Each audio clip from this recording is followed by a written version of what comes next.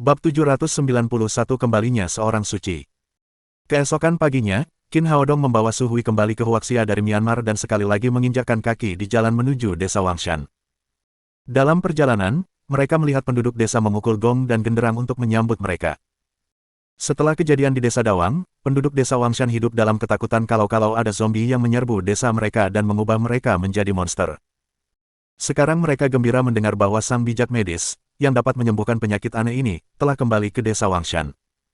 Mereka menabuh genderang dan menyambut Qin Haodong dan Su Hui ke desa seperti pahlawan. Ke-18 pasien yang terinfeksi di desa Dawang semuanya dikirim ke sini. Jumlah kamar terbatas, jadi 3 pasien harus berbagi ruang isolasi. Qin Haodong merasakan denyut nadi mereka dan mendapati tidak ada perubahan pada kondisi mereka, jadi ia mengeluarkan pil pembersih darah Sanbao dan membiarkan mereka masing-masing meminum satu. Setengah jam kemudian, orang-orang ini terbangun satu persatu. Setelah tes darah profesional, dokter memastikan bahwa pasien-pasien ini sudah kembali normal sepenuhnya. Lari, ada zombie datang. Ketika Guo Tao membuka matanya, dia tidak menyadari apa yang telah terjadi. Dia sangat takut. Dia melompat dan hendak melarikan diri, tetapi mendapati dirinya berada di ruang isolasi. Qin Haodong berdiri di depannya, dan ada 2 polisi bersenjata lengkap di pintu. Dia melihat sekeliling dan tidak melihat Zuo Bufan atau Zhao Meng. Dia bertanya dengan frustrasi, apa yang sebenarnya terjadi. Qin Haodong berkata sambil tersenyum, kami sudah tahu apa yang telah kamu, Zuo Bufan, dan Zhao Meng lakukan, sekarang mereka berdua menunggumu di penjara, cepat pergi bersama polisi. Pada saat ini, 2 polisi juga datang dan memborgol Guo Tao. Tidak, kamu tidak bisa melakukan ini. Guo Tao berteriak dengan marah. Dia datang ke sini untuk mendapatkan pengalaman dan tidak ingin dipenjara. Guo Tao berteriak dengan gila, tetapi itu tidak ada gunanya. Keluarganya cukup berpengaruh di Institut Bioteknologi Ibu Kota Kekaisaran. Namun di luar lembaga penelitian, pengaruh mereka akan sangat berkurang.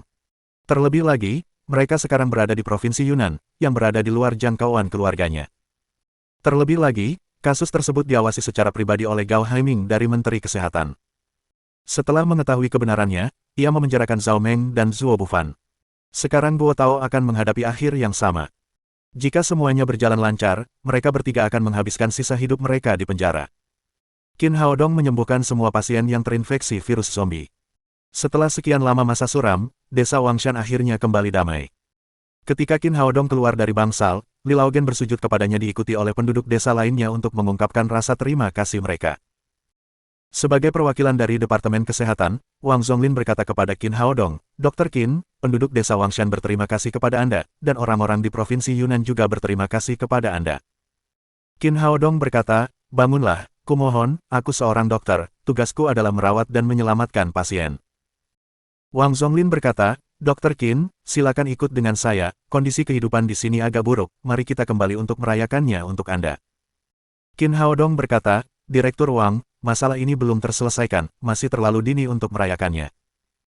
Wang Zonglin bertanya dengan heran, Dr. Qin, Niu Erwa dan Zhang Dazuang sudah meninggal, semua pasien yang terinfeksi virus telah disembuhkan, apakah ada hal lain yang belum diselesaikan?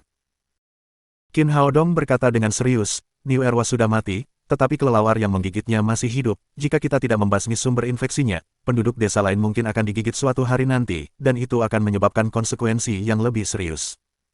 Ada satu hal yang belum dia sebutkan. Insiden virus ini adalah konspirasi. Jika mereka tidak menangkap orang di balik layar, mereka tidak bisa hidup dengan tenang. Wang Zonglin berkata, kata-kata Dr. Qin masuk akal, tetapi kelelawar umumnya hidup di pegunungan dan hutan yang dalam, mustahil untuk menjaga mereka, apalagi menyingkirkan hewan-hewan ini. Qin Haodong berkata, jangan khawatir tentang itu, Tuan Wang, saya punya cara saya sendiri, mari kita rayakan setelah membasmi sumber infeksi. Dr. Qin, Anda benar-benar berpandangan jauh ke depan dan bermartabat, saya akan menunggu kabar baik Anda. Wang Zonglin kemudian kembali melapor ke Departemen Kesehatan Jiwa bersama anak buahnya. Qin Haodong dan Su Hui tetap tinggal di desa Wangshan. Mendengar bahwa Qin Haodong akan tinggal di sini untuk menyingkirkan sumber virus, Li Laogen berkata, Dr. Qin, jika ada yang bisa kami bantu, jangan ragu untuk mengatakannya, kami dapat menyediakan uang dan tenaga. Qin Haodong berkata, aku hanya butuh tendamu untuk beberapa hari lagi. Li Laogen berkata, Dr. Qin, tenda-tenda tidak nyaman untuk ditinggali. Anda dan Dr. Su sebaiknya tinggal di rumah saya bersama-sama. Rumah saya tidak jauh dari sini, hanya sekitar 2 atau 3 mil jauhnya. Qin Haodong melambaikan tangannya dan berkata, Tuan Li, terima kasih, tetapi sebaiknya kita tetap di sini, kita sudah terbiasa dengan tenda-tenda. Dia tidak tahu di mana lawan-lawannya berada, jadi dia tidak ingin mendatangkan masalah kepada penduduk desa yang sederhana dan jujur ini. Setelah beberapa kali diundang, Li Laogen menyadari bahwa Qin Haodong benar-benar tidak ingin tinggal di rumahnya, jadi dia harus menyerah. Melihat sudah waktunya makan siang, penduduk desa menyajikan makanan lezat di gedung pemerintahan Wangshan untuk mengungkapkan rasa terima kasih mereka kepada Qin Haodong dan Su Hui. Saat makan siang, Qin Haodong bertanya kepada Li Laogen, "Tuan Li, di mana Niu Erwa terluka?" Li Laogen berkata, saat itu di Gunung Savage di belakang desa Oxen, dia sedang berburu di pegunungan tetapi pingsan begitu kembali ke desa dan kemudian digendong pulang oleh penduduk desa. Dia kemudian mulai demam dan mengalami kejang-kejang serta gejala infeksi virus lainnya. Kemana saja dia selama di Savage Mountain, apakah semua orang tahu tentang ini? Li Laogen berkata, tidak ada yang tahu. Ketika dia kembali, dia demam tinggi dan tidak sadarkan diri, dia tidak mengatakan sepatah kata pun. Setelah bangun, dia menjadi gila, tidak ada yang tahu di mana dia berada. Qin Haodong berpikir sejenak dan bertanya lagi, apakah ada yang tahu di mana kelelawar terbanyak berada di Gunung Savage? Li Laogen berkata, aku tahu, ada gua naga hitam di belakang Gunung Savage. Gua itu memiliki kelelawar terbanyak, tidak seorang pun dapat menghitung berapa banyak kelelawar di sana, dan ketika binatang buas itu terbang keluar, seluruh langit akan tertutup, yang sangat menakutkan. Saat berbicara tentang kelelawar di gua naga hitam, dia berkata dengan khawatir, Dr. Qin, saya rasa itu bukan ide yang bagus. Gua naga hitam terlalu berbahaya, dan ada ribuan kelelawar di dalamnya. Saya khawatir Anda tidak dapat melakukannya sendiri. Qin Haodong berkata, jangan khawatir, aku tahu bagaimana menghadapi mereka. Li Laogen masih sedikit khawatir. Dr. Qin, mengapa saya tidak memilih beberapa penduduk desa untuk naik gunung bersama Anda? Tidak perlu, aku bisa melakukannya sendiri, akan merepotkan jika ada terlalu banyak orang. Qin Haodong memiliki ki untuk melindungi dirinya sendiri. Belum lagi kelelawar, bahkan ular berbisa dan binatang buas tidak dapat melukainya. Akan menjadi beban jika ada terlalu banyak orang di sekitarnya. Baiklah, Dr. Qin, saya akan meminta beberapa pemburu muda untuk menunggu Anda di sini. Jika terjadi sesuatu, kirimi saya pesan dan kami akan segera datang untuk menyelamatkan. Qin Haodong mengangguk. Meskipun dia tidak membutuhkan bantuan mereka, dia seharusnya tidak menolak tawaran baik Li Laogen. Penduduk desa itu begitu ramah sehingga mereka tidak menyelesaikan makan siang mereka hingga matahari terbenam. Untuk mengungkapkan rasa terima kasih, penduduk desa bersulang untuk Qin Haodong satu persatu. Untungnya, Qin adalah peminum yang hebat, jika tidak, dia tidak akan bisa tetap sadar, apalagi naik gunung untuk menyelidiki sumber infeksi. Malam harinya, dia meminta Su Hui untuk tinggal di tenda dan meninggalkan pemerintahan desa Wangshan sendirian. Dia menemukan tempat terpencil dan terbang langsung ke Savage Mountain dengan pedang terbangnya. Gunung itu besar dan hampir bisa dianggap sebagai pegunungan kecil. Qin Haodong terbang dengan pedang terbangnya selama setengah jam sebelum mengitari seluruh gunung. Setelah penjelajahannya, ia tiba di Gua Naga Hitam berdasarkan apa yang diceritakan Li Laogen kepadanya. Gua Naga Hitam itu luas. Tingginya setidaknya 10 meter dan lebarnya 7 atau 8 meter. Gua itu sangat dalam. Qin Haodong berjalan berkeliling dan menemukan bahwa gua itu kosong, tetapi ada lapisan tebal kotoran kelelawar di tanah. Tampaknya memang ada banyak kelelawar di sini, tetapi mereka pergi berburu makanan di malam hari dan belum kembali. Menunggu di sana hanya membuang-buang waktu. Maka, ia mulai berkeliaran di pegunungan, mendeteksi kelelawar dengan rohnya, dan memetik tanaman herbal yang berharga. Ia sudah sangat mengenal virus zombie sekarang. Dengan rohnya, ia dapat segera menemukan kelelawar yang membawa virus semacam ini. Sayangnya, ia melihat ribuan kelelawar di sana, tetapi tidak ada satupun yang membawa virus. Di sebuah desa kecil di Myanmar, Kasiano muncul di depan Dr. Qin seperti hantu. Dokter, Qin sudah kembali, dia hanya butuh waktu setengah jam untuk menyembuhkan semua penduduk desa yang terinfeksi virus. Dr. Qin sedikit terkejut. Apakah Anda yakin dia menyembuhkan semua pasien dalam waktu setengah jam? Bagaimana dia melakukannya? Kasiano menjelaskan, ia menemukan obat Cina yang disebut pil pembersih darah Sanbao. Mereka yang berada pada tahap pertama infeksi akan pulih dalam waktu setengah jam setelah meminum pil tersebut.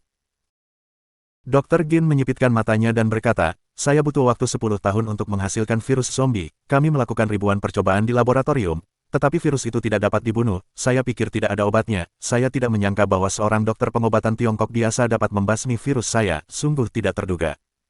Setelah jeda, dia bertanya lagi, apakah Qin Haodong sudah pergi? Kasiano berkata, tidak, orang ini sepertinya telah menemukan sesuatu. jadi dia tetap tinggal di desa Wangshan. Dia berkata bahwa dia tidak akan pergi sampai dia menemukan sumber infeksi. Dr. Gin berkata dengan muram, dia benar-benar menyebalkan, tidak heran para petinggi menganggapnya sebagai ancaman besar. Cassiano bertanya, dokter, apakah Anda ingin saya membunuhnya? Kau bukan tandingannya. Dr. Gin menggelengkan kepalanya dan berkata, sebuah tim kecil yang dikirim oleh organisasi ke desa Hamong dibunuh olehnya, apakah kau pikir kau bisa mengalahkannya? Wajah Cassiano mendung, lalu dia bertanya, lalu apa yang harus kita lakukan? Aku tidak bisa hanya melihat rencana ini gagal tanpa melakukan apapun. Dr. Gin berkata, eksperimen virus hanyalah operasi kecil yang terorganisasi, ini bukan masalah besar, jadi tidak masalah jika kita gagal, namun, jika kita dapat menyingkirkan Qin Haodong, kita akan menjadi pahlawan. Cassiano bertanya, tetapi, dokter, bukankah Anda baru saja mengatakan bahwa orang ini sangat kuat dan sulit dihadapi? Dr. Gin tertawa sinis. Sambil menunjuk kepalanya sendiri, dia berkata, apakah seseorang kuat atau tidak, kuncinya terletak pada otaknya. Jika seseorang hanya memiliki kekuatan fisik dan tidak memiliki otak, dia akan gagal. Cassiano bertanya, dokter, apa yang harus kami lakukan? Dr. Gin berkata, lakukan saja apa yang saya katakan. Alun-alun kecil di depan desa Wangshan tampak sepi setelah kelompok ahli itu pergi. Su Hui tinggal di tenda besar sendirian. Hari mulai gelap, dan bulan menggantung tinggi di langit. Qin Haodong belum kembali. Su Hui merasa bosan dan hendak tidur. Tepat pada saat itu, ada sosok yang masuk ke dalam tenda seperti hantu. Su Hui terkejut melihat pria itu. Tepat saat dia hendak berteriak, pria itu datang seperti embusan angin. Dia mengangkat tangannya dan memukul lehernya dengan tangannya. Su Hui langsung pingsan di tempat tidur. Pria itu terkekeh, menggendong Su Hui keluar dari tenda, lalu menghilang dalam sekejap mata di dalam kegelapan malam. Bab 792 berpura-pura bodoh. Gunung Savage ditutupi hutan, jadi malam di sana tampak lebih gelap daripada di luar. Tiba-tiba, alunan musik merdu terdengar di semak-semak. Burung-burung di sekitar terkejut dan mengepakkan sayap mereka untuk terbang ke langit malam. Qin Haodong mengeluarkan ponselnya dan melihat nomor telepon yang aneh. Dia menekan tombol jawab dan mendengar seseorang berbicara dalam bahasa Huaxia yang tidak lancar. Tuan Qin, Anda benar-benar berdedikasi pada pekerjaan Anda, sudah sangat larut, dan Anda masih bekerja di pegunungan. Qin Haodong bertanya, siapa ini? Nama saya Dr. Gin. Apa yang kamu inginkan? Lihat, saya yang menciptakan virus zombie, kata Dr. Gin. Mereka seperti anak-anak saya, dan saya tidak ingin Anda menyakiti mereka.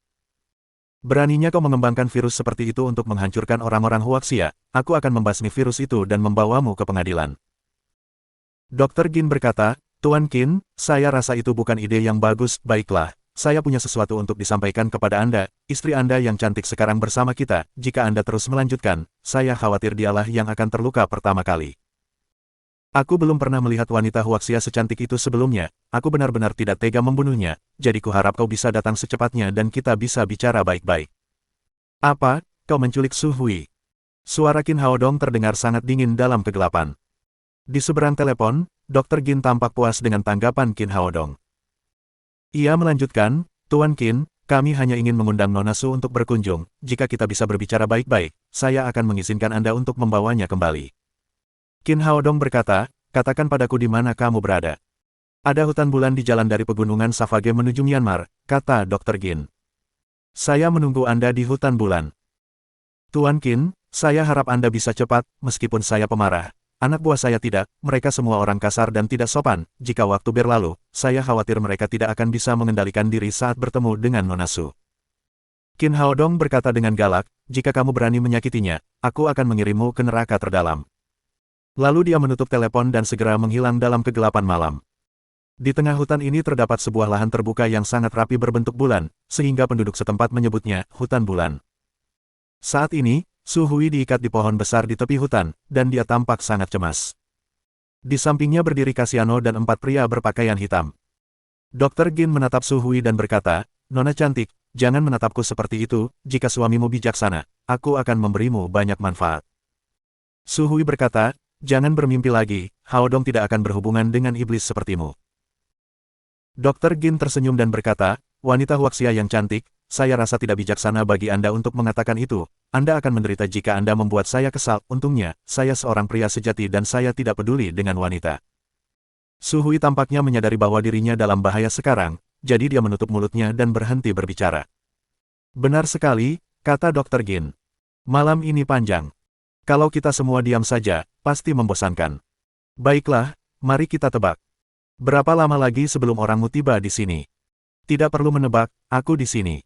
Terdengar suara di belakang Dr. Gin. Itu adalah Qin Haodong yang datang dengan tergesa-gesa.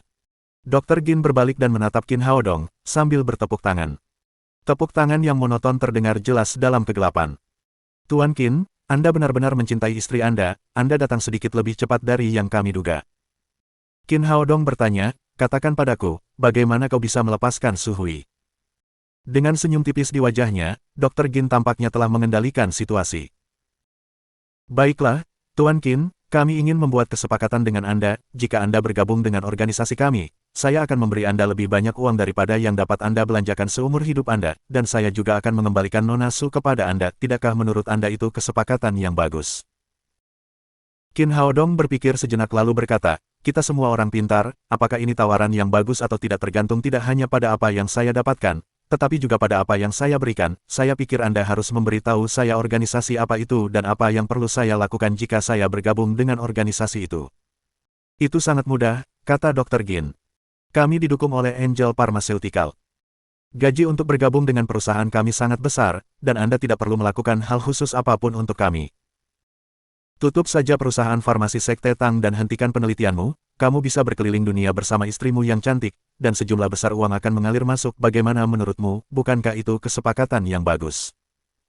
Qin Haodong tersenyum dan berkata, maaf, Dr. Gin, tapi saya punya kebiasaan aneh, saya tidak bisa diam saja, jadi saya harus melakukan sesuatu. Dr. Gin berkata, Tuan Qin, tidak apa-apa jika Anda ingin melakukan sesuatu, Anda akan mendapatkan lebih banyak imbalan jika bekerja di Angel Pharmaceutical. Untuk membantumu menyakiti orang-orang Huaxia, apakah kau pikir aku binatang buas sepertimu? Meskipun Qin Haodong bersikap sopan, Dr. Gin masih bisa merasakan ketegasan dalam nada bicaranya. Senyumnya cepat memudar, dan dia berkata dengan nada muram, Tuan Qin, apakah maksud Anda kesepakatan kita telah gagal? Tentu saja. Ada pepatah terkenal dari Huaxia, mereka yang memiliki keyakinan berbeda tidak boleh bekerja sama. Mungkin Anda tidak dapat memahaminya, tetapi izinkan saya menjelaskannya kepada Anda. Saya manusia sementara Anda binatang, jadi tidak mungkin ada kerjasama di antara kita. Tuan Qin, saya rasa itu bukan keputusan yang bijaksana, kata Dr. Gin dengan nada dingin. Apakah Anda menyadari bahwa Nona Su masih berada di bawah kendali kita? Saya tidak ingin menyakiti wanita secantik itu. Menurutku, tidak bijaksana bagimu menculik pacarku. Qin Haodong tidak menunjukkan rasa cemas atau khawatir.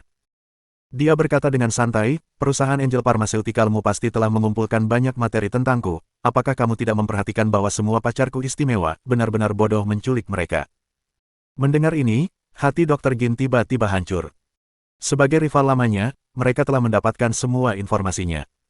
Pacar-pacarnya sangat kuat, yang terlemah adalah Grandmaster tingkat 9, dan banyak dari mereka telah mencapai tahap awal Sein.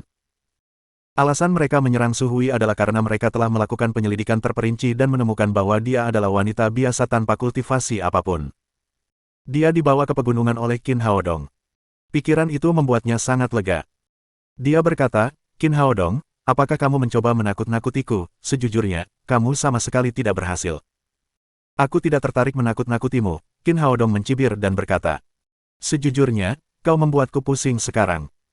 Bahkan jika aku menemukan kelelawar yang membawa virus, orang-orang Huaxia tidak akan aman jika kau, sang penemu, tetap hidup. Cara terbaik untuk menyingkirkannya adalah dengan memancingmu agar muncul, dan aku mendapatkan hasilnya, atau menurutmu aku sebodoh itu meninggalkan Su Hui sendirian dan pergi ke pegunungan sendirian. Dr. Gin berhasil tetap tenang, tetapi dia terkejut. Dia telah dengan hati-hati menyiapkan jebakan hari ini untuk memikat Qin Haodong ke sini. Jika dia bisa membujuk Qin Haodong untuk bekerja untuk mereka, itu akan lebih baik. Jika dia tidak bisa, dia akan langsung membunuh pemuda ini. Namun ia tidak menyangka bahwa dirinya sebagai pemburu akan terjerumus dalam perangkap mangsanya. Namun, dia masih memiliki banyak keraguan tentang apakah apa yang dikatakan Qin Haodong benar atau tidak. Dia berbalik dan berkata kepada Kasiano, baiklah, bunuh Nona Su Hui. Ya, dokter. Dengan jawabannya, Kasiano mencoba menusuk dada Su Hui dengan belati tajam yang bersinar dengan cahaya dingin. Namun, begitu dia mencabut belati itu, dia mendengar bunyi dentuman. Tali yang diikatkan ke Su Hui langsung putus. Aliran udara yang kuat tiba-tiba meletus dengan Su Hui sebagai pusatnya. Kasiano, yang terhantam badai, terpaksa mundur beberapa langkah.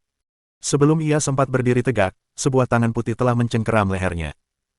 Kemudian terdengar bunyi klik, yang merupakan suara terakhir yang didengarnya di dunia ini. Setelah itu, ia jatuh ke tanah dengan bunyi gedebuk. Keempat pria berpakaian hitam itu mundur beberapa langkah, lalu meraih senjata mereka. Su Hui dengan lembut menjentikkan lengan bajunya, dan mereka semua terbang kembali seperti layang-layang yang talinya putus. Mereka mulai memuntahkan darah di udara dan mendarat mati di tanah. Qin Haodong menatap Dr. Gin sambil tersenyum. Bagaimana, Dr. Gin, kau percaya padaku sekarang, bukan? Ini adalah jebakan yang sengaja disiapkan Qin Haodong untuk Dr. Gin. Dia telah meningkatkan kultivasi Su Hui dengan metode inisiasi kultivasi ganda di Myanmar, tetapi untuk menemukan orang di balik layar, dia meminta Su Hui untuk berpura-pura bodoh, dan Dr. Gin akhirnya tertipu oleh tipuannya. Dr. Gin membetulkan letak kacamata di hidungnya. Qin Haodong, kamu lebih pintar dari yang kukira. Su Hui menghampiri Qin Haodong setelah membunuh orang-orang berpakaian hitam itu.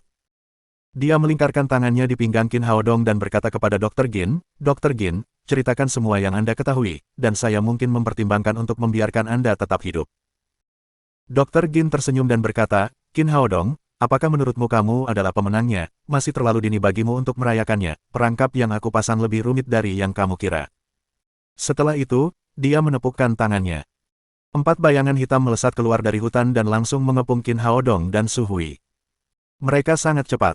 Orang-orang ini sama mahirnya dalam seni bela diri seperti Su Hui. Qin Haodong melirik keempat pria berpakaian hitam itu. Tidak ada aura ki sejati yang mengalir di sekitar mereka, tetapi mereka memancarkan rasa penindasan yang kuat. Ini bukan pertama kalinya dia menghadapi situasi seperti itu, jadi dia tidak terkejut. Dia berkata dengan tenang kepada Dr. Gin, saya tidak menyangka bahwa pakaian prajurit Anda begitu efektif, jarang sekali pemakainya dapat memiliki kultivasi seorang Grandmaster tingkat 9. Tentu saja, kata Dr. Gin dengan bangga, inilah kekuatan sains dan teknologi. Dan Anda, yang disebut pejuang, mungkin tidak menjadi seorang ahli setelah menjalani pelatihan seumur hidup. Namun, kita hanya butuh beberapa menit untuk menciptakan seorang ahli yang hebat, dan yang kita butuhkan hanyalah sepotong pakaian. Saya rasa tidak, kata Qin Haodong. Untuk mendapatkan efek yang bagus, saya rasa Anda pasti menghabiskan banyak uang untuk pakaian ini. Kalian benar-benar pintar, kata Dr. Gin. Setiap pakaian prajurit yang mereka kenakan nilainya sama dengan sebuah kapal induk. Qin Haodong mendecak lidahnya dan mendesah. Sayang sekali menghabiskan begitu banyak uang untuk pakaian ini. Lagi pula, pakaian ini hanya bisa dipakai sekali. Ekspresi Dr. Gin berubah. Dia tidak menyangka Qin Haodong bisa mengetahui kelemahan pakaian ini dalam waktu sesingkat itu.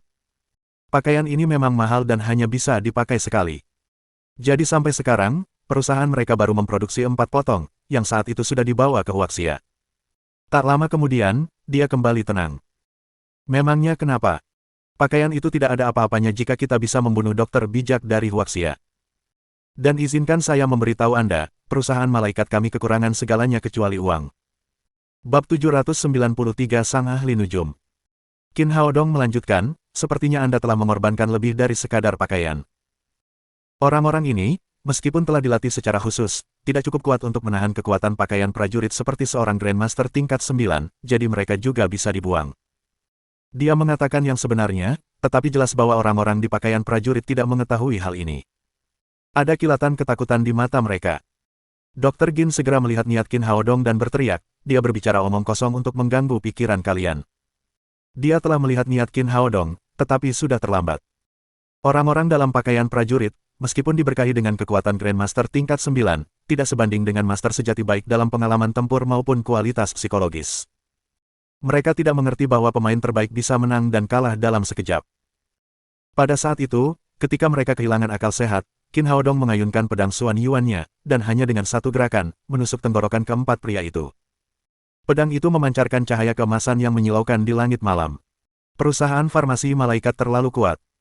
Sangat mungkin ada iblis asing yang bersembunyi di baliknya, jadi Qin Haodong tidak ingin memperlihatkan kekuatan aslinya. Dalam kasus ini, cara terbaik untuk mengakhiri pertempuran dengan cepat adalah dengan melancarkan serangan psikologis. Jelas, ia meraih kesuksesan besar. Meskipun masing-masing pria ini mengenakan pakaian prajurit yang nilainya setara dengan kapal induk, mereka terbunuh untuk selamanya sebelum mereka sempat menggunakan pakaian itu.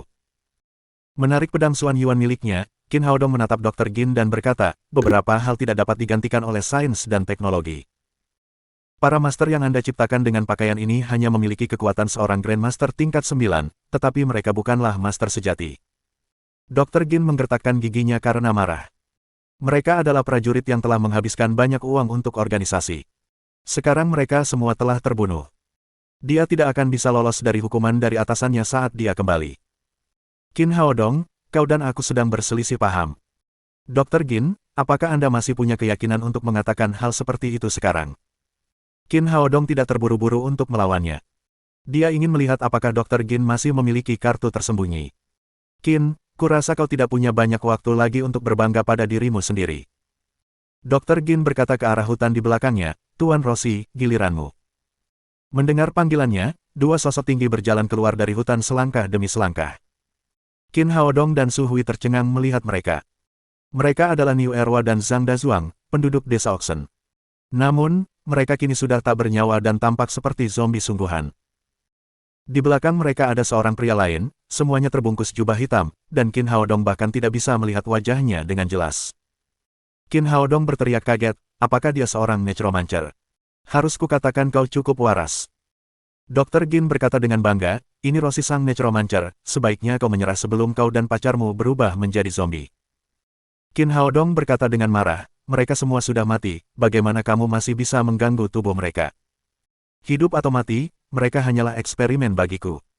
Dr. Gin berkata, Qin, sebagai sainganmu, aku merasa perlu untuk memberitahumu hasil penelitianku.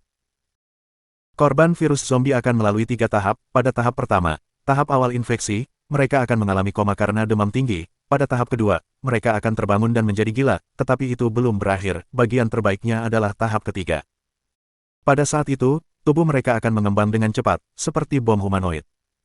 Selama Anda menghancurkan tubuhnya, atau menyentuhnya dengan lembut, mereka akan meledak dengan keras. Jangan remehkan mereka, meski ledakan itu tidak akan menyebabkan kerusakan berarti bagi Anda, virus zombie di tubuh mereka akan menyebar dengan cepat hingga radius 100 mil, saat itu, warga Myanmar dan Huaxia akan terinfeksi. Ada sedikit kebanggaan di wajahnya saat ia menyebutkan virus itu. Bagaimana menurutmu, hasil penelitianku menakjubkan, bukan? Selain itu, aku akan memberimu sedikit informasi lagi, ada sekitar 100.000 penduduk Huaxia dan Myanmar dalam radius 100 mil. Jika semua orang ini terinfeksi virus, bahkan Anda, yang dikenal sebagai medical sage, tidak dapat membalikkan keadaan, setelah 3 hari, mereka yang terinfeksi akan memasuki tahap kedua, sungguh mengasyikkan untuk sekadar membayangkan kehebatannya. Mendengar ini, Qin Haodong menjadi marah dan berkata, kamu orang gila, apakah kamu akan menghancurkan semua manusia? Dr. Gin menggelengkan kepalanya dan berkata, tidak. Anda salah. Virus zombie saya ditargetkan secara genetik. Kita tidak akan menghancurkan seluruh umat manusia. Sasaran virus ini hanyalah orang-orang kulit kuning dan hitam yang terkutuk. Terlalu banyak orang dari ras yang lebih rendah, dan kalian tidak punya hak untuk hidup di dunia yang indah ini. Pria yang tampaknya lembut dan beradab ini, Dr. Gin, sebenarnya seorang rasis. Mata Qin Haodong memancarkan cahaya dingin. Jika dia tidak mencari informasi lebih lanjut tentang Angel Pharmaceutical, dia pasti sudah memotong Dr. Gin yang gila itu menjadi 2 bagian. Dr. Gin tampaknya telah melihatnya. Dia berkata, Qin Haodong, apakah kamu mencoba membunuhku? Aku katakan padamu, jangan bertindak gegabah. Tubuh mereka memiliki chip yang dikembangkan khusus olehku.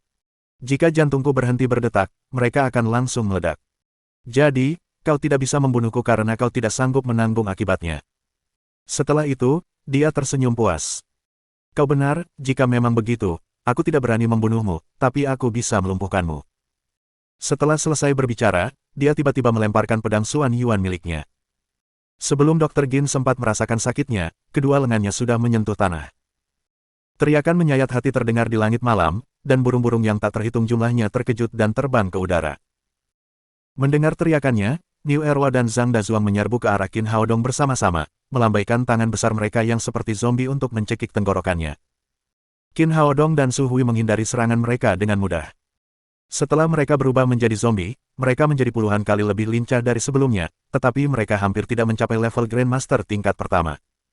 Mustahil bagi mereka untuk melukai Qin Haodong. Namun, kesulitannya adalah dia hanya bisa menghindar dan tidak berani menyerang Niu Erwa dan Zhang Dazuang. Jika apa yang dikatakan Dr. Gin benar, dia akan dikutuk oleh orang-orang Huaxia setelah mereka meledak. Rossi, sang necromancer, mengendalikan 2 zombie untuk menyerang Qin Haodong dan Su Hui. Pada saat yang sama, ia masih menggumamkan mantra-mantra yang tidak jelas. Garis-garis udara hitam membubung ke langit malam dan terus melayang ke arah Qin Haodong dan Su Hui. Di tempat di mana udara hitam telah mengembun, udara tampak menjadi lengket, dan perlawanannya meningkat, sehingga Qin Haodong dan Su Hui menghindar lebih lambat. Namun Niu Erwa dan Zhang Dazuang tidak terpengaruh. Sebaliknya, mereka menjadi lebih cepat dan lebih agresif dengan bantuan gas hitam. Namun meski begitu, jarak antara kedua zombie dan Qin Haodong tidak dapat dipersempit, dan pertempuran berlangsung selama 1 jam. Melihat hari sudah hampir fajar, kedua zombie itu masih tidak bisa berbuat apa-apa pada Qin Haodong, yang juga tidak berani menyentuh mereka. Ia pernah berpikir untuk membunuh Roshi sang necromancer dengan pedang terbangnya, tetapi ia takut kedua zombie itu akan meledak sendiri setelah Roshi terbunuh. Jadi ia tidak berani melakukan apapun terhadap mereka. Sejak reinkarnasinya, dia tidak pernah bertarung dalam pertempuran yang menyebalkan seperti itu. Jelas bahwa dia dapat dengan mudah mengalahkan mereka, tetapi tidak ada yang bisa dia lakukan sekarang. Namun, jelaslah bahwa Dr. Gin lebih tertekan daripada dirinya. Meskipun ia telah menghentikan pendarahan di bahunya dengan cara khusus, rasa sakit dari lengannya yang terputus pasti sangat mengerikan. Melihat pertarungan itu tidak berakhir setelah sekian lama, dia berteriak kepada Roshi, "Hentikan!" Mendengar perintahnya, Roshi sang necromancer segera mengendalikan Niu Erwa dan Zhang Dazuang untuk berhenti. Dr. Gin berkata kepada Qin Haodong, "Saya tidak punya kesabaran sekarang, Anda menyerah saja atau saya akan meledakkan kedua zombie ini, dan kemudian ratusan ribu orang Huaxia akan mati, dan mereka juga akan menjadi zombie yang sama, Anda akan dikutuk oleh semua orang Huaxia." Dia mengancam Qin Haodong, tetapi setelah mendengar ini, Qin tiba-tiba teringat sesuatu. "Maksudmu mereka sudah mati?" Dr. Gin berkata, "Tentu saja, dalam waktu 3 hari setelah terinfeksi virus zombie, seseorang akan berada pada tahap pertama, setelah 3 hari ia akan berada pada tahap kedua, dan 10 hari kemudian, ia akan meninggal, yang merupakan tahap terakhir." Dia mengatakan hal ini untuk mengintimidasi Qin Haodong, sehingga memaksanya menyerah dan membalas dendam. Namun, dia tidak menyangka bahwa kata-kata ini akan mengingatkan Qin Haodong pada sesuatu. Dia tidak bisa menyentuh tubuh Niu Erwa dan Zhang Dazuang sekarang, tetapi dia bisa memasukkannya ke dalam cincin penyimpanan. Bagaimanapun, mereka sudah mati. Cincin penyimpanan adalah ruang terpisah di mana apapun yang ada di dalamnya akan terputus dari dunia nyata. Baik chip Dr. Gin maupun mantra necromancer tidak akan mampu mengendalikan para zombie. Saat memikirkan hal ini, dia langsung memasukkannya ke dalam cincin penyimpanannya. Tubuh Niu Erwa dan Zhang Dazuang menghilang dalam sekejap. Melihat pemandangan ini, Dr. Gin terkejut. Dia tidak tahu mengapa kartu truf terakhirnya menghilang dalam sedetik. "Qin Haodong, kamu pasti menggunakan semacam trik untuk menipuku, bukan?" Melihat dua zombie itu dimasukkan ke dalam storage ring, Qin Haodong menghela napas lega. Dia mencibir dan berkata, "Tidak, aku tidak punya waktu untuk bermain denganmu." Setelah kedua zombie itu menghilang, Roshi sang necromancer menjadi pucat karena ketakutan. Namun, tidak peduli seberapa keras dia mencoba menggunakan sihir mayat hidup, dia tetap tidak dapat menghubungi Niu Erwa dan Zhang Dazuang. "Tidak perlu mencari mereka, kau akan segera bisa bertemu mereka." Qin Haodong mengayunkan pedang Xuan Yuannya dan langsung memotong Roshi menjadi 2 bagian. Bagi para penyihir jahat yang ahli dalam mengendalikan tubuh dan jiwa orang mati, dia tidak menunjukkan belas kasihan dan langsung membunuh mereka. Melihat Roshi terbunuh dan kehilangan kartu truf terakhirnya, Dr. Gin tampak tertekan dan hendak menyerah. Pada saat ini, Qin Haodong langsung datang ke sisinya dan menamparkan wajahnya. Dr. Gin tiba-tiba terlempar sejauh 7 atau 8 meter. Ia membuka mulutnya dan memuntahkan darah yang bercampur dengan giginya. Salah satu giginya berwarna hitam pekat, yang jelas sangat beracun. Baru saja, Qin Haodong menyadari bahwa orang ini ingin bunuh diri, jadi dia datang untuk mematahkan taringnya. "Dr. Gin, tidak apa-apa kalau Anda ingin mati, tetapi Anda harus memberitahu saya semua hal yang ingin saya ketahui terlebih dahulu." Dr. Gin menggertakkan giginya dan berkata dengan wajah garang, "Qin Haodong, meskipun aku dikalahkan olehmu kali ini, kamu tidak bisa mendapatkan informasi apapun dariku. Begitukah, kurasa kau tak bisa melawanku." Qin Haodong tidak ingin berbicara omong kosong dengan orang ini. Dia langsung menggunakan keterampilan manipulasi pikiran dan bertanya, "Katakan padaku, apakah virus zombie menyebar melalui kelelawar?" Sedikit kebingungan melintas di mata Dr. Gin, lalu dia berkata dengan patuh, "Benar sekali, jenis virus ini hanya bisa hidup di kelelawar dan manusia." "Mana kelelawar-kelelawar itu, ada berapa jumlah totalnya?" "Ada 2 kelelawar spesial, mereka dirawat olehku, aku menaruh mereka di Gua Naga Hitam di Gunung Savage dan mencampurnya dengan kelelawar biasa." Bab 794 Tantangan dari Zhan Wudi. Qin Haodong bertanya lagi, mengapa kelompok malaikat menciptakan virus seperti itu? Dr. Gin berkata, saya juga tidak tahu rincian pastinya, kami para peneliti telah menerima perintah dari atasan untuk mengembangkan virus yang dapat membunuh manusia dalam skala besar, semakin besar skala kerusakannya, semakin baik. Siapapun yang berhasil akan mendapatkan banyak penghargaan dari organisasi. Petik 2. Qin Haodong mengerutkan kening. Sepertinya mereka yang berada di belakang kelompok malaikat pastilah iblis alien. Kalau tidak, mereka tidak akan memberikan perintah gila seperti itu. Mengapa virus zombie secara genetik ditujukan kepada orang kulit kuning dan hitam? Apakah ini ada hubungannya dengan perintah organisasi Anda? Tidak, itu keputusan pribadi saya, kata Dr. Gin. Saya seorang rasis. Jika saya ingin membunuh seseorang, orang kulit kuning dan hitam adalah pilihan pertama saya. Berapa banyak virus yang kamu miliki, apakah ada cadangan di Angel Group? Dr. Gin berkata, tidak, saya rasa virus itu tidak dapat disembuhkan, jadi saya tidak perlu cadangan apapun, dan ini adalah penelitian saya sendiri. Saya masih ingin mendapatkan sejumlah besar uang setelah saya berhasil, jadi saya tidak akan memberikannya kepada orang lain. Qin Haodong bertanya lagi, siapa Presiden Angel Group, apakah ada orang lain di belakangnya? Dr. Gin berkata, saya tidak tahu, peneliti seperti saya hanya bertanggung jawab atas proyek kami, para petinggi akan memberikan bantuan, misalnya, Necromancer dikirim ke sini untuk bekerja dengan saya.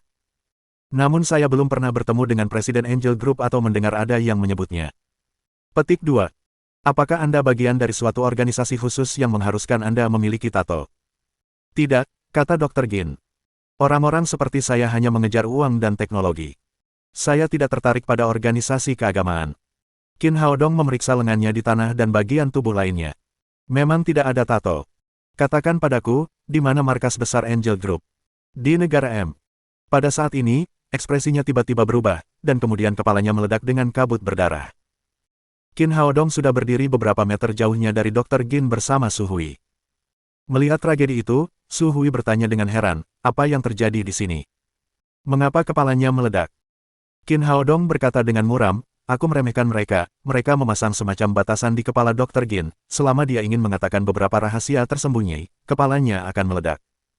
Su Hui berkata dengan muram, organisasi macam apa kelompok malaikat itu, mengapa mereka begitu kejam? Jika saya tidak salah, alien demon ada di belakang mereka. Mereka hanyalah boneka yang dikendalikan oleh para iblis, kata Qin. Mereka gila mengembangkan sesuatu yang mengerikan seperti virus zombie hanya demi uang, kata Su Hui. Dr. Gin sudah meninggal sekarang dan tidak ada cadangan virusnya, kata Qin. Yang perlu kita lakukan hanyalah membunuh kedua kelelawar itu dan krisis akan teratasi. Kemudian dia menginjak pedang Xuan Yuan bersama Su Hui dan terbang menuju gua naga hitam di Gunung Savage. Setelah sampai di pintu masuk gua, mereka memilih posisi yang cocok untuk duduk. Hari sudah hampir pagi, dan kegelapan mulai memudar menjadi langit yang lebih cerah. Saat matahari terbit, kelelawar yang tak terhitung jumlahnya terbang kembali. Secara umum, kelelawar jarang menyerang manusia. Namun, dua dari mereka tiba-tiba bergegas mendekat dan membuka mulut, mencoba menggigit leher Qin Haodong dan Su Hui. Binatang buas sialan, aku mencarimu. Setelah berkata demikian, Qin Haodong menghunus pedang Xuan Yuan dan memotong kedua kelelawar pembawa virus zombie itu menjadi dua bagian. Kedua kelelawar tersebut, yang dirawat oleh Dr. Gin, juga memiliki serpihan berkilau di bawah sayapnya. Qin Haodong mengeluarkan bensin yang sudah disiapkan dan menuangkannya ke tubuh kedua kelelawar itu. Lalu ia menyalakannya. Cara paling aman adalah membakar hewan yang membawa virus. Beberapa menit kemudian, kedua kelelawar itu telah terbakar habis menjadi abu. Qin Haodong menggali lubang dan mengubur semua abu di dalamnya. Setelah masalah itu selesai, dia tidak kembali ke desa Wangshan, juga tidak kembali ke Departemen Kesehatan Provinsi Yunnan untuk menerima penghargaan. Dia sama sekali tidak tertarik dengan hal-hal ini, jadi dia langsung terbang kembali ke ibu kota bersama Su Hui dengan pesawat. Setelah kembali ke ibu kota, ia pertama-tama menelepon Zhao Weimin untuk menceritakan secara singkat apa yang terjadi di desa Wangshan. Namun, ia hanya mengatakan bahwa virus tersebut telah diberantas, dan ia tidak menyebutkan apapun tentang Angel Group. Tidak ada gunanya bertanya kepada Kementerian Kesehatan tentang kasus khusus seperti itu. Kemudian dia menelepon Xuan Yuan Lige dan menyebutkan Angel Group. Setelah memberikan penjelasan rinci tentang situasinya, dia bertanya, organisasi macam apa Angel Group ini? Siapa bosnya dan di mana kantor pusatnya?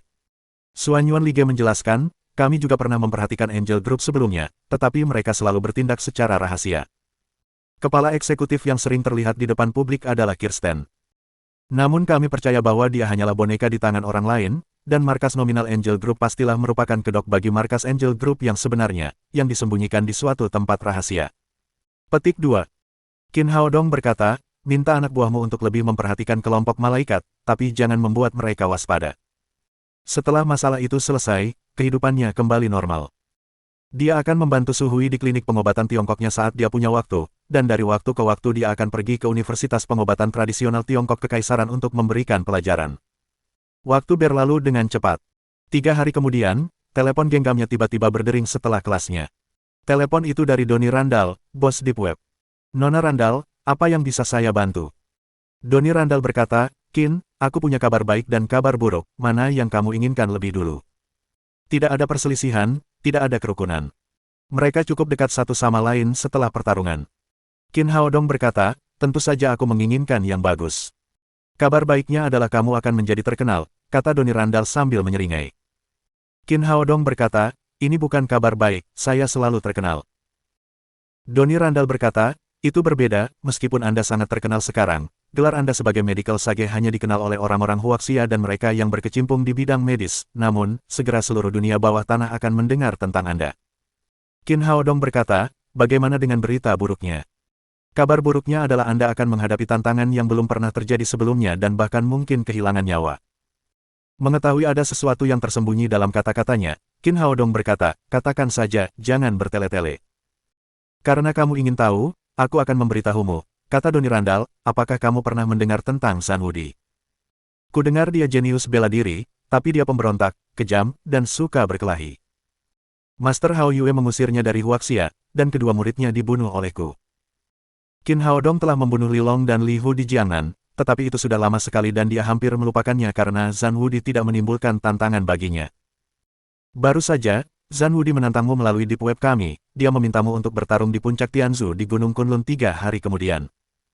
Qin Haodong berkata, apakah ini kabar baik dan kabar buruk yang ingin kau sampaikan padaku? Ya, kata Donnie Randall sambil tertawa, namamu sekarang terkenal di dunia bawah setelah Zhan Wudi menantangmu. Yang buruk adalah Zhan Wudi hampir tak terkalahkan. Tidak ada yang percaya Anda bisa menjadi pemenang. Jika Anda menerima tantangan, Anda mungkin mati. Petik 2. Qin Haodong tidak terlalu terkejut. Dia berkata dengan ringan, sepertinya kamu ingin membujukku untuk menolak tantangan itu. Sebagai pemimpin Deep Web, aku seharusnya tidak membujukmu untuk menyerah, tetapi musuhmu begitu kuat sehingga kau tidak punya peluang untuk menang. Sebagai temanmu, aku rasa kau tidak seharusnya menerima tantangannya. Qin Haodong berkata, katakan padaku seberapa kuat dia. Dia pernah mendengar sesuatu tentang Zhan Wudi dan Master Hao Yue sebelumnya, tetapi itu hanyalah legenda, yang pastinya tidak seakurat informasi di Deep Web. Donnie Randall berkata, saya baru saja membantu Anda mendapatkan materi Zhan Wudi. Dia memang jenius bela diri yang langka. Dia telah menantang semua guru besar dari berbagai sekte di Huaxia dan membunuh banyak orang. Akhirnya, ia menerima tantangan dari Master Hao Yue dan mereka bertarung di puncak Tianzu Gunung Kunlun. Pada akhirnya, Master Hao Yue memperoleh kemenangan tipis dan memaksa Zhan Wudi bersumpah bahwa ia tidak akan pernah menginjakkan kaki di Huaxia selama sisa hidupnya. Petik 2. Qin Haodong berkata, karena legenda itu benar, bukankah melanggar sumpahnya untuk mengeluarkan surat tantangan kepadaku di puncak Tianzu di Gunung Kunlun? Tepatnya, dia bersumpah tidak akan menginjakkan kaki di Huaxia sampai dia memiliki kekuatan untuk mengalahkan Master Hao Yue, kata Donnie Randall.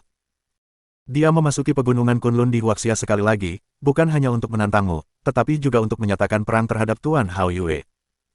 Tidak peduli apakah kamu menerima tantangan atau tidak, aku khawatir Master Hao Yue akan muncul di puncak Tianzu Gunung Kunlun 3 hari kemudian. Ini akan menjadi pertarungan kedua antara dua talenta bela diri. Tuan Hao Yue, karena dia akan datang, aku tidak boleh melewatkannya, kata Qin Haodong, beritahu Zhan Wudi bahwa aku akan menerima tantangannya. Hei, bukankah terlalu tergesa-gesa bagimu untuk membuat keputusan itu? Kamu bukan Master Hao Yue, kamu hanya seorang Grandmaster tingkat 9 dan bagaimana bisa melawan Zhan Wudi? Qin Haodong merasa geli melihatnya. Tampaknya dia berhasil menyembunyikan kultivasinya yang sebenarnya. Bahkan pemimpin Deep Web mengira dia adalah seorang Grandmaster tingkat 9. Dia bertanya, bagaimana dengan kultivasi Zhan Wudi sekarang? Donnie Randall berkata, kami tahu pasti bahwa ia mencapai tahap awal Sein Realm 5 tahun lalu. 6 bulan lalu ia mulai melakukan pelatihan tertutup untuk menerobos ke tahap tengah Sein Realm. Kemarin ia keluar, tetapi kami tidak tahu apakah ia berhasil atau tidak. Saya pikir dia sangat mungkin berhasil. Kalau tidak, dia tidak akan menginjakkan kaki di Huaxia dengan cara yang begitu menonjol. Petik 2. Berbicara tentang ini, dia sepertinya ingin memberitahu Qin Haodong lebih banyak informasi. Dia melanjutkan, Zhan Wudi memang orang yang sangat kuat. Ketika dia pertama kali tiba di luar negeri, dia menaklukkan geng Qing sendirian, membunuh pemimpin geng sebelumnya, dan menjadi tetua pertama geng Qing. Dia memiliki lebih dari 100 murid di geng Qing. Saudara-saudara dari keluarga Li yang telah kau bunuh bukanlah siapa-siapa di antara murid-muridnya. Sekarang pemimpin geng Qing adalah murid tertuanya, Tong Tiseng, yang telah menjadi Grandmaster tingkat 9 sejak lama. Dan beberapa murid lainnya juga telah mencapai tingkat ke-9 alam kekuatan tertinggi. Qing Gang sekarang cukup kuat dengan banyak guru. Zhan Wudi juga merupakan praktisi huaxia terbaik di luar negeri. Meskipun dia tidak pernah terlibat dalam pertempuran selama bertahun-tahun, dia masih terkenal. Itulah sebabnya tantangannya kepadamu telah menimbulkan sensasi seperti itu. Petik 2. Bab 795 Apakah kau memerintahku? Mendengar perkataan Doni Randall, Qin Haodong sama sekali tidak gugup dan tertawa. Zhan Wudi berada di tahap tengah Saint Realm, tetapi Qin tidak terlalu mempedulikannya, karena dia hanya satu tingkat di bawahnya. Dengan persiapan yang matang, dia bisa saja membunuh Zhan Wudi yang berada di level yang lebih tinggi. Selain itu, dia juga memiliki Suanyuan Lige, yang juga merupakan master di tahap tengah Saint Realm. Geng Qing di luar negeri hanyalah pasukan yang tidak efektif. Dengan bantuan para master pavilion Suanyuan dan pacar-pacarku di tingkat Saint, kita dapat dengan mudah memusnahkan mereka. Qin Haodong bertanya, tapi aku penasaran mengapa Zhan Wudi menantangku melalui Deep Web. Bukankah rencananya akan gagal jika aku tidak mengenalmu atau belum pernah mendengar tentang Deep Web? Tentu saja tidak, kata Doni Randall. Banyak master yang melakukan ini melalui Deep Web kami. Sistem intelijen kami tersebar di seluruh dunia, jadi kami dapat secara akurat menyampaikan tantangan kepada musuh. Ini akan menghemat banyak masalah bagi para penantang. Pada saat yang sama, setelah tantangan itu diposting di Deep Web, hal itu juga akan menimbulkan sensasi hebat, membantu meningkatkan reputasi si penantang.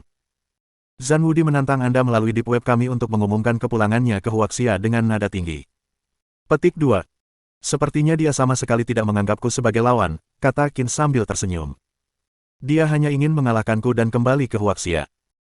Qin, kamu benar-benar hebat, kamu telah menjadi Grandmaster tingkat 9 di usia muda, jauh lebih muda dari Zhan Wudi. Selama kamu dapat membuat kemajuan terus-menerus, tidak akan sulit bagimu untuk melampaui Zhan Wudi. Jadi saya sarankan kamu untuk menolak tantangan itu untuk sementara waktu. Tidak akan terlambat untuk menantang Zhan Wudi saat kamu sudah semakin kuat. Petik 2. Pada titik ini, Doni Randall terdengar sangat khawatir dan cemas. Qin Haodong tersenyum dan berkata, apa yang akan terjadi jika aku menolak tantangannya? Secara umum, surat tantangan yang dikeluarkan melalui Deep Web akan diunggah di halaman depan. Jika orang yang ditantang menolaknya, ia akan menjadi bahan tertawaan seluruh dunia bawah tanah, kata Doni Randall.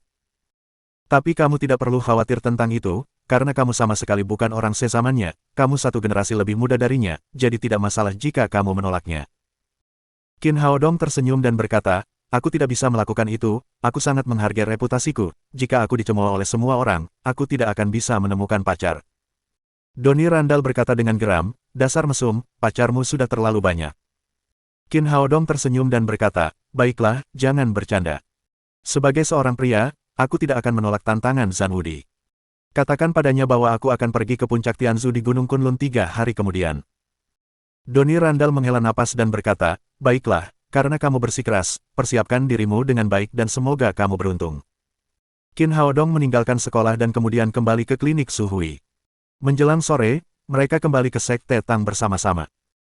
Tidak lama setelah mereka kembali ke rumah, Paman Weng, pengurus rumah tangga tua, datang dan berkata, Tuan muda, ada seorang pria dari Koryo di pintu, namanya Cha Bum Kun dan dia ingin bertemu dengan Anda. Pria dari Koryo. Cha Bum Kun. Senyum samar tersungging di bibir Qin Haodong. Sepertinya mereka segera mendapat kabar. Dia baru saja menerima tantangan, dan mereka datang ke sini untuk menghinanya. Seolah melihat bahwa Qin Haodong tidak menyukai orang ini, Paman Weng bertanya, apakah kamu ingin aku mengusirnya? Tidak, bawa dia ke ruang tamu. Paman Weng keluar dengan mengiyakan. Qin Haodong berdiri dan hendak pergi ke ruang tamu. Hu Xiaoxian berkata sambil tersenyum, kudengar pria dari Koryo cukup tampan, aku ingin pergi bersamamu. Qin Haodong setuju dan mereka pergi ke ruang tamu bersama. Tidak lama kemudian seorang pria parubaya berjas dengan wajah bangga masuk. Dia adalah seorang Grandmaster tingkat 9. Dia melirik Qin Haodong dan Hu Xiaoxian yang sedang duduk di sofa. Tampaknya dia tidak puas dengan kenyataan bahwa mereka tidak berdiri untuk menyambutnya. Dia mendengus dan berkata, apakah kamu Qin Haodong? Qin Haodong mengambil secangkir teh di atas meja dan menyesapnya. Dia meliriknya dan berkata, "Ya, apa yang bisa saya bantu?" Pria parubaya itu berkata dengan arogan, "Baiklah, dengarkan baik-baik, saya Cha Bungkun dan guru saya adalah Cha Taihang, juara tinju terkenal di Koryo." Kemudian dia tampak lebih puas diri. Dia pikir Qin Haodong akan terkejut mendengar nama gurunya. Qin Haodong kecewa, tetapi tetap menikmati tehnya dengan santai dan bertanya, "Siapa kamu tidak berarti apa-apa bagiku. Katakan saja apa yang kamu inginkan." Jejak kemarahan melintas di wajah Cha Bungkun. Pemuda ini tidak menyambutnya atau memintanya untuk duduk setelah mengetahui identitasnya. Itu terlalu kasar. Namun, memikirkan misinya, dia menahan amarahnya dan berkata, "Kudengar kau menerima seorang wanita bernama Kim Ji-hyun beberapa waktu lalu." "Ya," jawab Qin terus terang, "dia sekarang tinggal di sini." Cha Bungkun berkata, "Dia dari Koryo, dia mencuri barang-barang milik juara tinju, lalu lari ke Huaxia. Kamu harus mengembalikan wanita itu dan apa yang dicurinya kepada kami." Qin Haodong mencibir dan menatap Cha Bungkun dengan dingin. "Apakah kamu memerintahku?" Hu Xiaoxian telah bersandar pada Qin Haodong, tetapi mendengar kata-kata Cha, senyumnya tiba-tiba menghilang. Kemudian, momentum yang kuat meledak di sekelilingnya. Momentumnya begitu kuat sehingga Cha Bungkun terpaksa mundur 6 atau 7 langkah, dan dia bahkan tidak bisa bernapas. Untungnya, momentum Hu Xiaoxian segera memudar, dan kemudian dia mendapatkan kembali senyum menawannya. Cha Bungkun kembali normal, tetapi kesombongan di wajahnya telah menghilang. Bahkan celana dalamnya telah basah oleh keringat dingin. Wanita ini begitu kuat sehingga momentumnya tidak kalah dengan gurunya, Cha Taihang. Sebagai murid pertama dari petinju suci, Cha Taihang, dia dihormati oleh ribuan orang di Koryo, dan dia bersikap sombong dan arogan.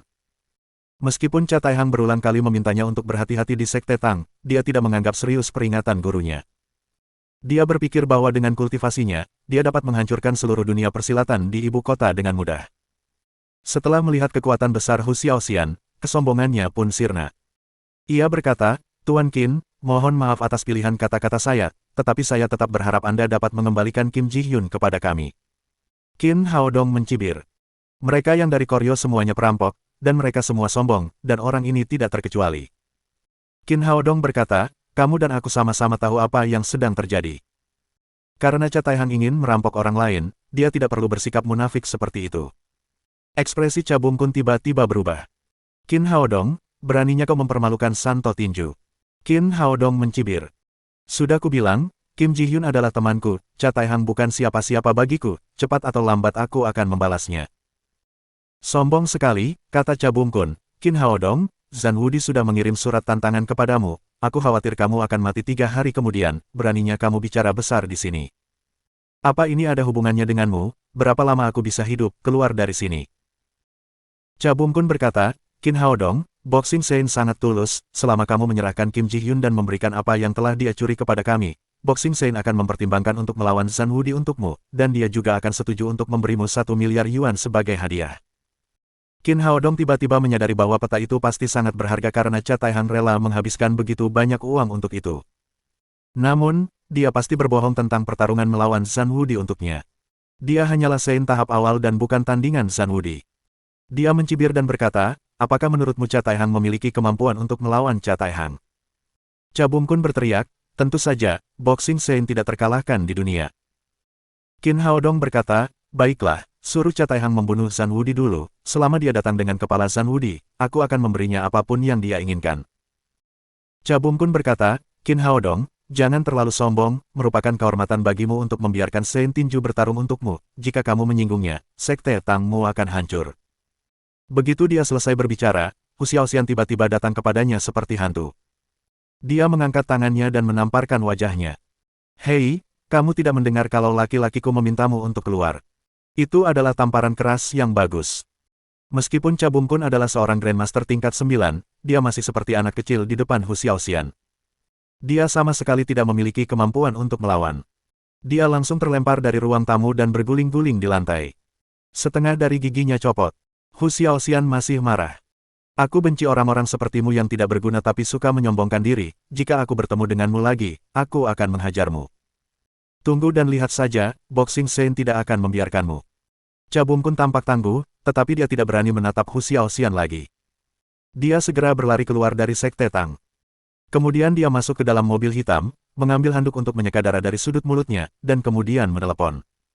"Guru, saya melihat Qin Haodong. Cha Taihang berkata, bagaimana keadaannya, apakah dia bersedia memberikan Kim Ji-hyun kepada kita? Cha Bum-kun berkata, Tuan, Qin Haodong terlalu biadab dan sombong, dia sama sekali tidak menganggap Anda serius, dia tidak hanya menolak menyerahkan Kim Ji-hyun kepada kami, tetapi dia juga berbicara kasar, saya berdebat dengannya, tetapi dia malah merontokkan separuh gigi saya. Dia tidak sabar untuk membangkitkan kemarahan Cha Taihang dan memintanya untuk segera pergi ke Sekte Tang untuk membalas dendam. Benar saja, Cha Taihang berteriak dengan marah, dasar pria Huaxia yang sombong, aku akan membuatmu menyesal. Meskipun dia marah, dia bukan orang yang impulsif. Alasan mengapa dia tidak langsung bergegas ke ibu kota untuk menangkap Kim Ji-hyun adalah karena dia telah sepenuhnya memahami kekuatan Sekte Tang dan tahu bahwa pacar Qin Haodong semuanya kuat. Cha Bum-kun bertanya, Guru, apa yang harus kita lakukan? Cha Taihang berkata, kembalilah sekarang, aku tahu apa yang harus kulakukan. 5 menit kemudian, ada surat tantangan lain di halaman depan Deep Web. Cha Taihang, petinju suci dari Koryo mengajukan tantangan kepada Qin Haodong, ahli medis dari Huaxia. Pada saat ini, seluruh dunia bawah tanah menjadi heboh. Tidak seorang pun tahu apa yang telah dilakukan oleh pemuda yang disebut sebagai Medical Sage. Ia telah ditantang oleh 2 Sein secara berturut-turut. Dia pasti mati, kurasa pria Huaxia ini pasti mati, 2 orang suci telah menantangnya satu demi satu, dia pasti akan terbunuh. Saya baru saja memeriksa informasi Qin Haodong, dia juga sangat mengesankan, dia telah menjadi Grandmaster tingkat 9 di usia yang begitu muda, tetapi dia tidak akan sebanding dengan seorang Sein dalam hal apapun.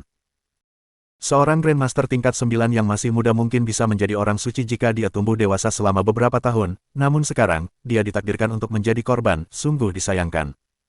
2 surat tantangan berturut-turut itu menimbulkan kehebohan di forum Deep Web. Semua orang membicarakan tentang 2 orang suci yang menantang Qin Haodong. Namun saat ini, surat tantangan lain muncul di halaman depan Deep Web. Orang yang ditantang tetaplah Qin Haodong, sang bijak medis. Mohon dukungan dari omom ante-ante sekalian, buat subscribe atau sarekan novel Mimin ke Facebook kalian, agar channel Mimin bisa terus berkembang. Dengan begitu, Mimin bisa lebih semangat untuk up novel seru lain ke depannya. Sekiranya ada kebutuhan buat subback, silakan inbox Mimin atau tuliskan di kolom komentar, Mimin dulukan dengan ucapan terima kasih.